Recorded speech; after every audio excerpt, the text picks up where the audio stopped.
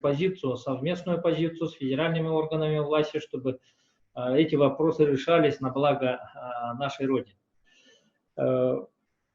Конечно, пандемия новой коронавирусной инфекции внесла коррективы. Мы планировали выездное заседание вашего комитета, Николай Петрович. Предмет той работы, которую мы тогда запланировали, он не теряет свою актуальность, поэтому мы надеемся, что далее, как вы уже сами сказали, этот период пройдет, мы вернемся к традиционным формам своей работы, и мы тогда готовы вновь запланировать и обозначить время, когда будем готовы принять комитет Государственной Думы в Республике Саха-Якутия. Мы ждем этого и надеемся, что он реализуется в реальности. В прошлом году в рамках проведения регионального этапа Национального лесного форума, Николай Петрович, мы с вами внесли небольшой вклад в нашу зеленую страну. Я вот хочу показать фотографию, на которой мы с вами рядом садим березки в кампусе Северо-Восточного федерального университета. Здесь, вот видите, на таких табличках, они рядом стоят, наши березки.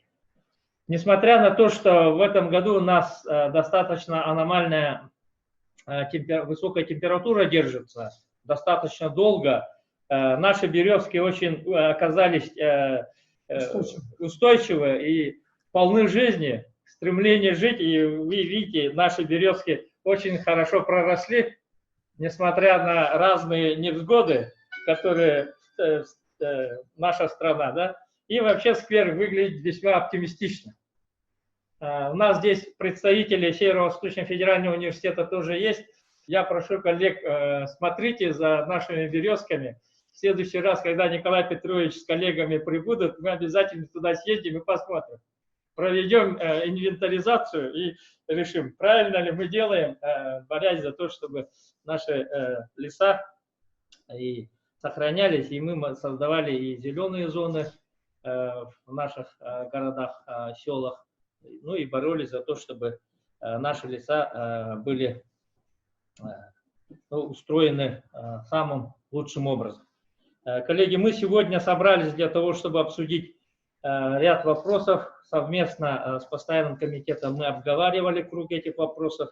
Я хотел бы, конечно, сказать, что все они для нас не утрачивают своей злободневности. Вот если мы возьмем только количество пожаров, то на сегодняшний день зарегистрировано на территории республики более 230 пожаров на площади более 10 тысяч га. Это, ну, конечно, по сравнению с прошлым годом значительно меньше, но тем не менее эта угроза постоянно существует, и мы с этим сегодня тоже хотелось бы об этом поговорить. Мы знаем, что Государственное собрание Ултуман в том числе поднимает проблему сохранения и использования вечной мерзлоты. Мы видим те глобальные вызовы, которые в масштабах мира, в масштабах Российской Федерации, они существуют. Часто нам направляет уже вот половина года только, мои знакомые направляют мне фотографии, видеоматериалы, где идут провалы в земле, в том числе даже с гибелью домашних животных. То есть вот эта проблема с каждым годом она становится острее. И хотелось бы, конечно, вот по вечной мерзлоте тоже в рамках круглого стола проговорить. Об ответственном недропользовании.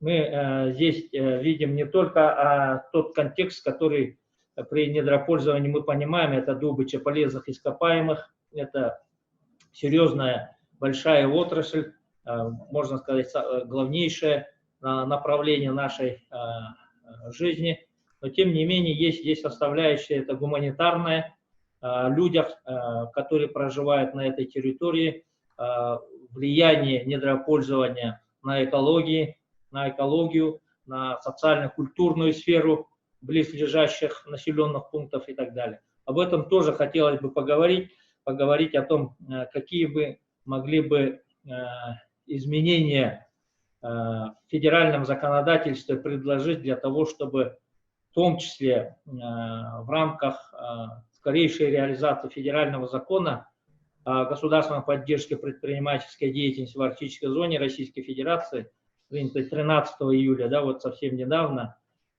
еще не вступившей в силу, когда для того, чтобы оживить местную занятость, для того, чтобы внести определенный темп и ритм в строительство инфраструктурных объектов, возможно, здесь нужны изменения федерального законодательства. Коллеги, я, конечно, очень рад, что мы сегодня проводим круглый стол. Обидно, конечно, что это видеоконференц-формат. Тем не менее, я желаю, чтобы наш круглый стол был продуктивным, эффективным. Мы смогли сегодня принять те рекомендации, которые будут полезны и будут для нас руководящим таким направлением в этом направлении.